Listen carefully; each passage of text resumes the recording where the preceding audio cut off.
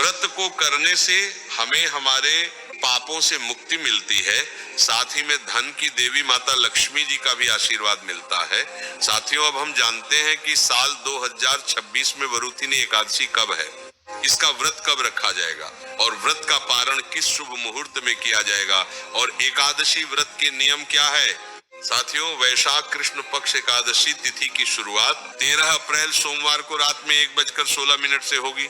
देखा जाए तो यह समय 12 अप्रैल की रात 12 बजे के बाद का समय होगा और एकादशी तिथि की समाप्ति 14 अप्रैल मंगलवार की रात 1:08 पर होगी। देखा जाए तो यह समय 13 अप्रैल की रात 12 बजे के बाद का समय होगा। ऐसे में उदया तिथि के अनुसार साल 2026 में वरुथिनी एकादशी का व्रत 13 अप्रैल 2026 सोमवार के दिन रखा जाएगा।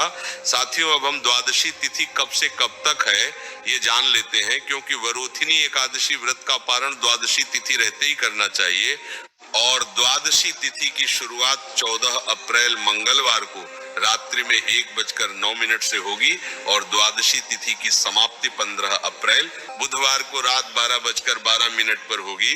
साथियों, इसी के साथ में द्वादशी तिथि की शुरुआत होने के साथ में हरिवासर का समय भी शुरू हो जाता है और ये वह समय होता है जिस समय व्रत नहीं खोला जाता है और इस बार हरिवासर का समय 14 अप्रैल को सुबह 6:54 पर समाप्त हो जाएगा।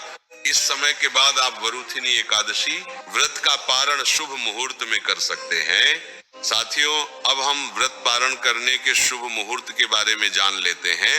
तो इस एकादशी व्रत पारण करने का शुभ मुहूर्त 14 अप्रैल को सुबह 6:54 से लेकर सुबह 8:31 के बीच का रहेगा और इस बीच में आप अपने व्रत को खोल सकते हैं और व्रत खोलते समय आप गंगा जल या आंवला या भगवान के किसी प्रसाद का उपयोग करके व्रत खोल सकते हैं।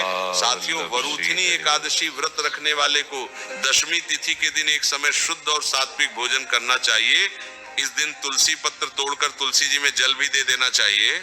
उसके बाद अगले दिन सुबह एकादशी व्रत में जल्दी उठकर स्नान करके व्रत का संकल्प लेना चाहिए और ओम नमो भगवते वासुदेवाय नमः मंत्र का जाप करना चाहिए और शाम के समय भगवान विष्णु माता लक्ष्मी जी की पूजन करके घी का दीपक जलाना चाहिए और फिर इसके अगले दिन शुभ मुहूर्त में अपने व्रत का पारण करना चाहिए।